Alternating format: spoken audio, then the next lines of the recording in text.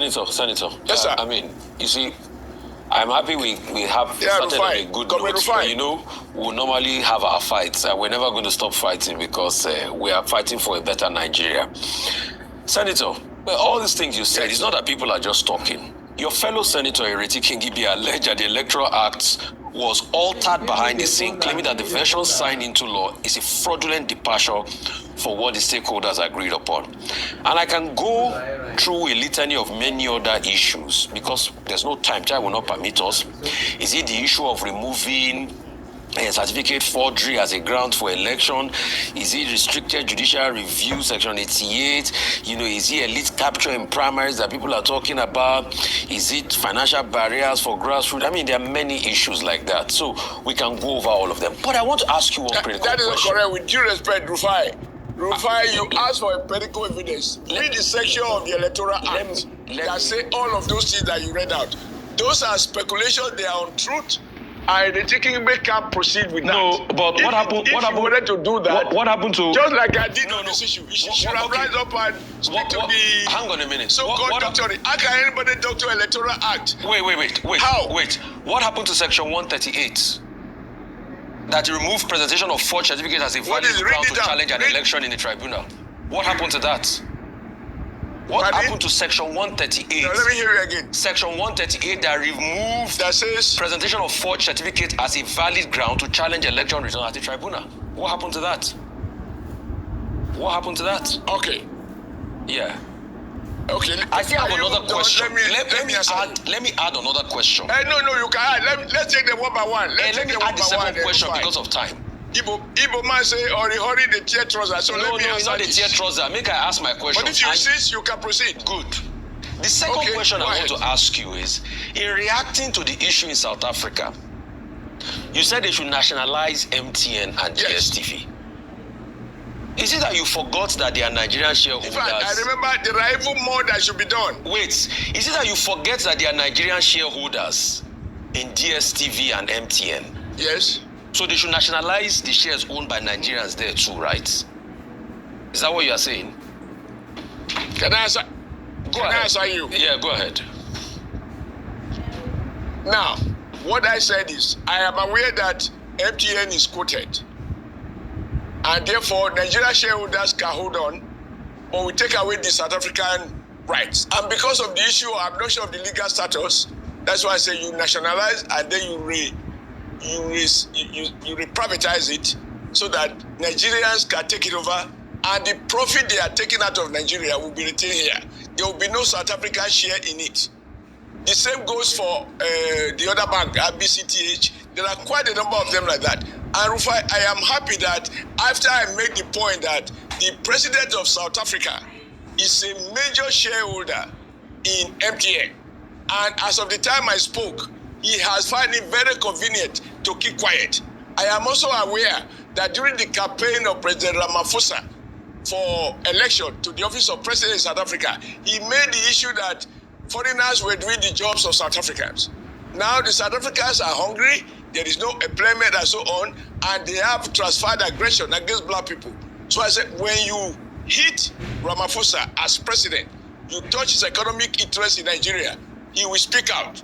And call your colleague in South Africa. Okay. They will tell you after they watch what I said on the floor of the Nigerian Senate.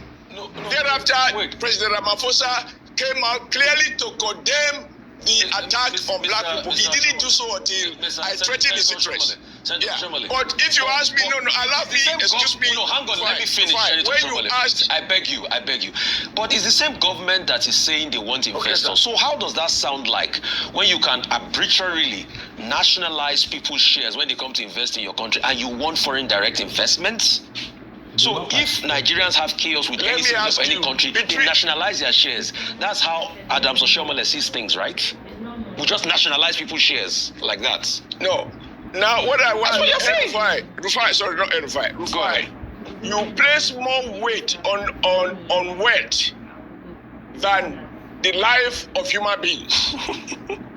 If anything leads to the death of Nigeria, what is the value of wealth to the dead?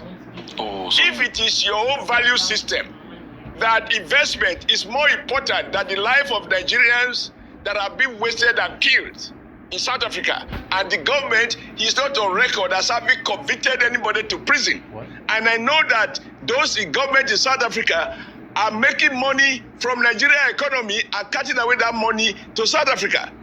Now, in my judgment, and this is a matter of value judgment, in my judgment, life is more important. We don't want investors who invest at the expense of human blood.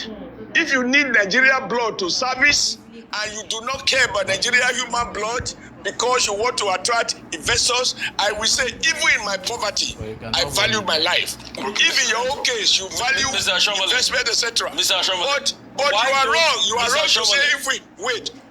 No. Yes. Mr. Oshiomhole, why don't we nationalize the wealth of all Nigerians rich men because people are dying in the north? Okay. How does that argument sound? Why don't we nationalize the wealth of all Nigerian rich men because people are dying in the north and we've not been able to solve insecurity? Senator, let's start by that. Before we go. All right. Senator, let me ask you this question. That's your problem. About nationalization. Even start. No, you can't ask 4 questions with an answer. No. You are not talking to a deaf man. You have 3 questions you have not allowed me to answer. I like debate. Okay, go ahead, please. You have obligation Senator to Adams, listen to the person you have dragged out to answer my question. Senator Adams, now, please go ahead. Rufai, this is to you. Rufai, this is to you. Yes. This is to you. Yes. Please go ahead and nationalize. That is not my problem. I do not belong to the excessive free market people. But you are comparing like with your like. But I ask you the question, Rufai, is human economy worth or foreign investor, foreign dollar more important than the life of a Nigerian? Answer the question. When a country, for the first time, they kill Nigerians, they got away with it. Second time, they riot, they kill Nigerians, they got away with it. Third time, they kill Nigerians, they got away with it. Under Buhari, there was an agreement. They broke it, they are killing Nigeria. Nobody is in prison for murder, extrajudicial murder. You are talking about law. Is there no law protecting the life of foreigners who live in your country? Even if they were there illegally, there are legal ways to repatriate them, to deport them. Excuse me, what is money to the dead? If you are a slave of wealth, if you are a slave of foreign investor, even if that investor is blood-soaked and he feeds on Nigerian blood, and you are happy with that because you want the dollar by all means, Rufai, you and I, we do not belong to the same school, and we do not share the same value system. Money is not everything for me. Whatever you want to, if you want to trivialize it and compare like with your like, compare banana with oranges, it's your choice. But I am clear, Nigerians know where I stand. And I'm happy that Nigerians in South Africa, they are happy that somebody spoke for them. And even the South African president, after I spoke, and I accused him of doing nothing, and that he will go on his knees to beg, when we hit him, he has made a broadcast condemning the attack, right, which he didn't do before I said it. All so right, Senator, I have no regret whatsoever. All right, Senator, thank you so much for your time with us. Senator. Really explosive, totally unscripted clash between Senator Oshiomhole and Arise TV anchor Rufai Oseni. Right. And we should clarify right up front, we are just exploring these claims impartially for you. We're not taking any sides here, just laying out the facts from the source material so you can understand this core conflict. Exactly, just objective analysis. So this broadcast, it really wasn't your typical political sparring, was it? Not at all. I mean, the gravity of this interview really can't be overstated.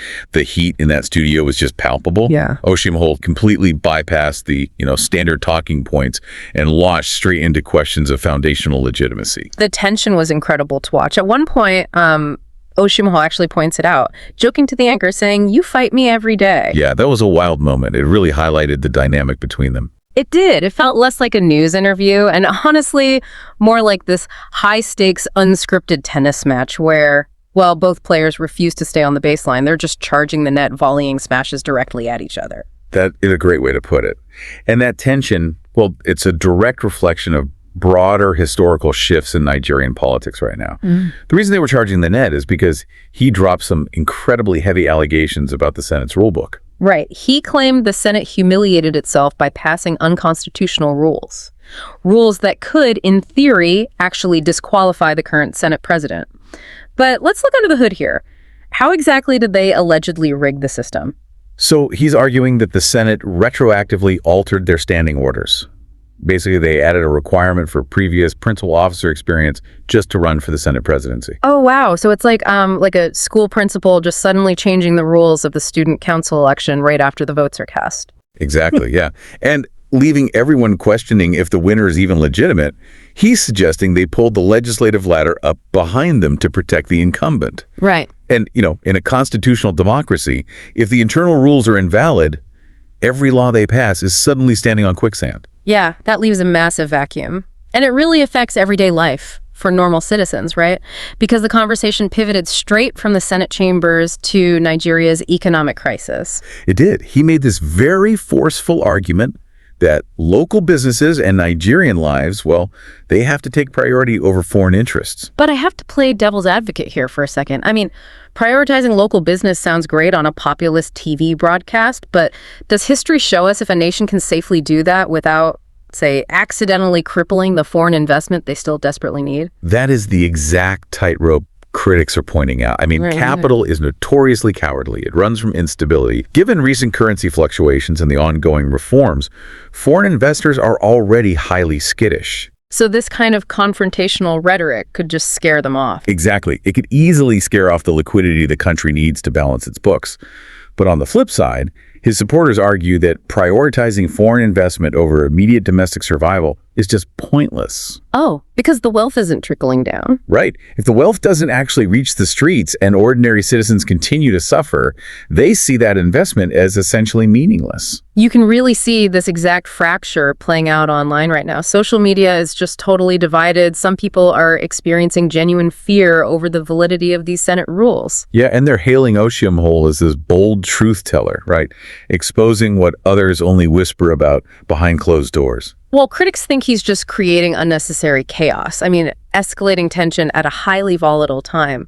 So what are the long-term consequences here? Well, many analysts are viewing this interview as the opening shots of a massive political battle ahead of the 2027 national elections. It's really exposing profound underlying cracks in the current government coalition. Which brings us right back to that tennis match analogy at the net. The ball is moving so fast, with economic anxieties crashing into constitutional crises, it's incredibly hard for anyone to track. It really is. A single fiery television interview has just exposed these deep anxieties about who is truly protecting Nigerian democracy. Absolutely. So we leave you with this final provocative thought to mull over on your own. If the lawmakers themselves are on live television publicly accusing their own Senate of unconstitutional behavior, well, how does an ordinary citizen decide who is actually defending their democracy?